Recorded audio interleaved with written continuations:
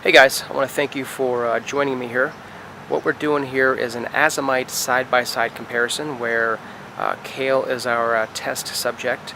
Now, for those of you that don't know, Azomite is this volcanic rock material that is mined from an area in Utah, and it's marketed to gardeners and farmers as a way for us to, remineralize our soil, I guess, after years and years of maybe planting in the same areas. Now, I've been reading about Azomite for a few years now on the gardening forums, and I've seen a number of YouTube growers endorse this stuff as well as sell it.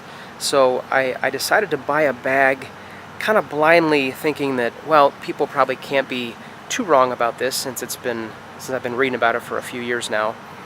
So I get my bag in the mail, and I look at the guaranteed analysis, and Azomite is a micronutrient soil amendment. And when I was reading the guaranteed analysis, a simple fact about plant nutrition kind of came to me. And that fact is, once you've met your plant's nutritional needs, feeding anything more beyond that is going to, it's not going to help, and it can only hurt. So, given the fact that, a lot of gardeners are planting in compost and using maybe topsoil, and they're planting in the ground. I don't know how likely it is we're going to be deficient or void of any of these elements. And that's really the only time that a product like Azomite is going to be beneficial, is if we're deficient of these elements in our own soils, or we're just missing them altogether. So what we've got here is a simple side-by-side. It's maybe a little too simple, but we'll see.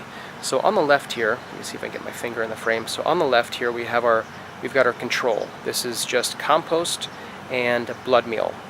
Now this middle plant right here, and then this one on the far right, these were given Azomite, compost, and blood meal.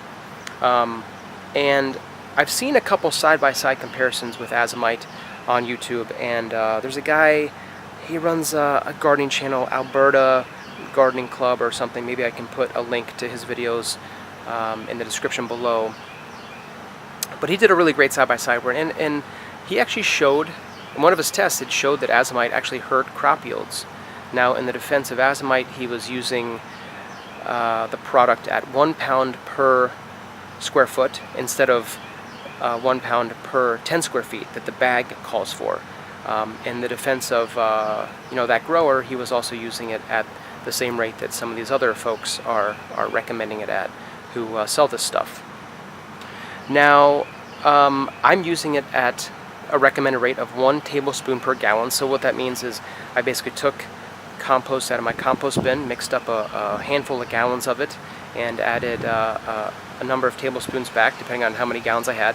And then I also added some blood meal, and that was my mix. And of course, this plant on the far left only got compost and blood meal.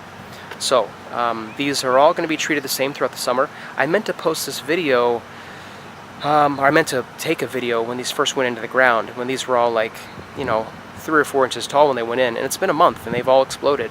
And luckily these are all pretty much exactly the same still. There's no difference in the growth at the moment. So we're going to see if Azomite does anything.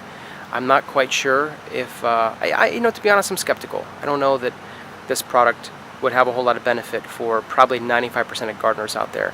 And even, I don't know. We're going to see. That's why we're doing side-by-sides. I think it's important to